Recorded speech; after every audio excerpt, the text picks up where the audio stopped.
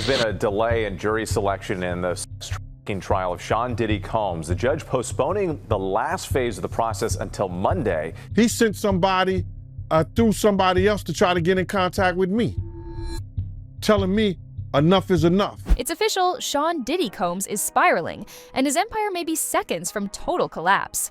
The high-profile sex trafficking trial that's already gripped headlines just took another shocking turn. And if you thought things were already messy, buckle up because this isn't even the climax. The latest bombshell, the trial has been delayed because the jury still isn't finalized. And more disturbingly, a key witness known only as victim number 3 has vanished. Completely off the grid. No contact, no explanation, nothing. Prosecutors are panicking, and the rumor mill is in overdrive, with speculation that Diddy himself may be behind her sudden disappearance. Given his history of intimidating and paying off witnesses, it wouldn't exactly be out of character. Cassie Ventura, Diddy's ex-girlfriend who is already expected to testify, is reportedly being considered for witness protection. And if that doesn't scream danger, what does? Cassie is the same woman we all saw in the now infamous hotel footage, getting physically assaulted by Diddy. She's pregnant now, making the situation even more complicated and volatile. Her testimony could destroy him, and he knows it. With the selection of a jury in the Shawn Diddy Combs case almost complete, prosecutors are preparing for opening arguments on Monday. But they admit there's a snag. One of their key witnesses against the rapper appears to have gone missing. This comes as we learn that Combs' ex-girlfriend, who was seen on video being assaulted by the rapper, is pregnant. Prosecutors have called this textbook witness tampering, and it's not just speculation. Call records from Diddy's time in detention show that he's made hundreds of calls, including over 200 to one victim, allegedly attempting to bribe or intimidate them. And he wasn't doing it alone. According to reports, Diddy used other inmates' phone accounts to hide the calls. That's not desperation, that's criminal strategy. Well, I mean, on the surface, if the prosecutor's claims are true, this seems like pretty much textbook witness tampering, right? I mean, it appears to be an effort to either, in some cases, intimidate witnesses from testifying against him, or there have been other reports of sort of inducing people to make statements in his defense. And let's talk about Gene Deal, Diddy's former bodyguard, who's also reportedly being pressured to stay quiet. Gene claims Diddy tried to reach out through an intermediary to send a chilling message. Enough is enough. Gene made it clear he's not backing down. This is the same man who refused to sign an NDA, the same man who says he witnessed Diddy drugging drinks at parties, and the same man who claims Diddy's recklessness has cost people their lives. Gene said what many have only whispered, Diddy isn't just abusive, he's dangerous. She ain't the only one he was trying to get in contact with.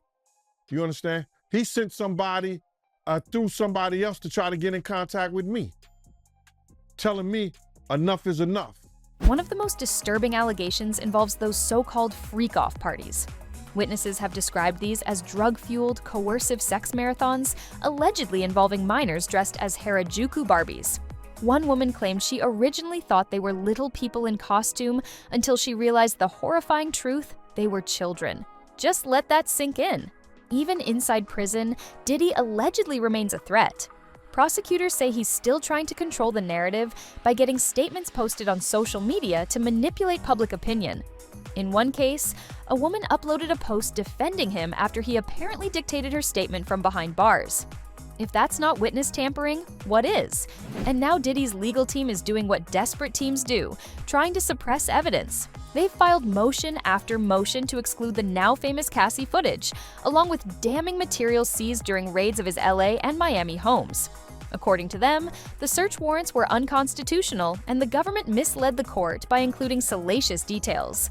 But the judge wasn't buying it. The evidence stays, which means we may soon see those FreakOFF tapes played in public for everyone to see.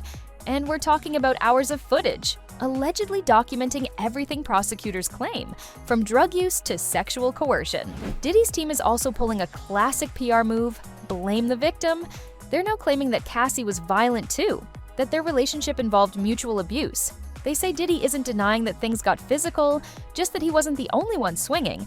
They even plan to show cell phone videos and a supposedly unedited version of the hotel footage to support their defense. Let's be honest though, that's a risky move Most jurors don't take kindly to victim shaming, especially not when the alleged aggressor is a billionaire mogul who's built an empire on power, manipulation, and intimidation. It's a thin line between defense and deflection, and Diddy's walking it blindfolded. And if you thought this case was just about Diddy, think again. During jury selection, attorneys presented a list of over 100 celebrities and public figures who might come up during the trial. Michael B. Jordan, Kanye West, Mike Myers. Yes, that Mike Myers were all name-dropped. While they aren't accused of anything, their inclusion is setting the stage for a trial that could shake Hollywood to its core. Here's why Michael B. Jordan, Kanye West, and more celebrities were name-dropped at Shawn Diddy Combs' trial. As jury selection in the mogul's sex trafficking trial got underway May 5th in New York, NBC News reports prospective jurors were shown a list of more than 100 names of people and places that may be referenced during the trial, including actors Michael B. Jordan, Mike Myers, and rapper Kanye West. Meanwhile, some of Diddy's powerful connections are already backing away. Bishop T.D. Jakes just stepped down from leadership of his mega-church days after reports emerged that Diddy was offered a plea deal to snitch on others in the industry.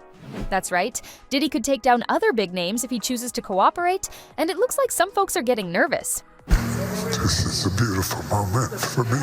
From the pulpit Sunday, Bishop T.D. Jakes announced that he was stepping down from leadership at the Potter's House, the Dallas megachurch he founded in 1996 and has led ever since. Even Diddy's legal dream team is crumbling.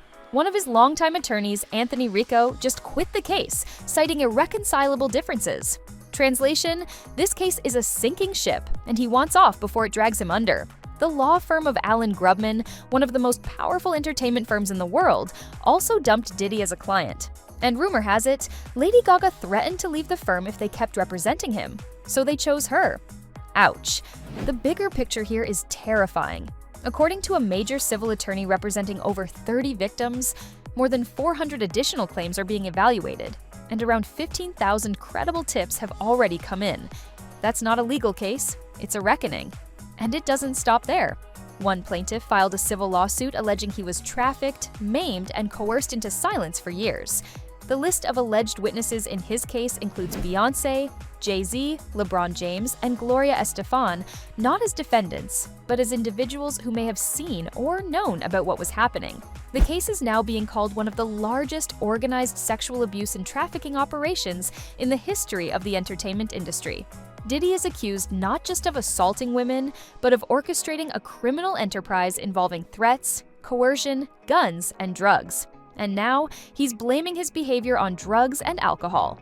His legal team is trying to claim that Diddy's mental capacity was so compromised by substance abuse that he didn't know what he was doing. They even plan to bring in a doctor to support that claim. It's a bold strategy, and one that reeks of desperation. In response, prosecutors are trying to block that testimony, arguing that intoxication doesn't excuse systematic abuse, manipulation, and years of illegal activity. And let's be clear, Diddy has had decades to get clean, change course, or apologize. He chose to double down. This trial isn't just about justice for victims. It's about exposing the dark underbelly of an industry that protects its powerful predators. The names being thrown around aren't nobodies. They're global icons. And if Diddy goes down, he might not go alone. So stay tuned. The jury may not be seated yet, but the walls are closing in. Diddy's empire is crumbling, his secrets are spilling, and justice finally may be catching up. Don't forget to like, comment, and subscribe for the next update because trust me, this saga is far from over.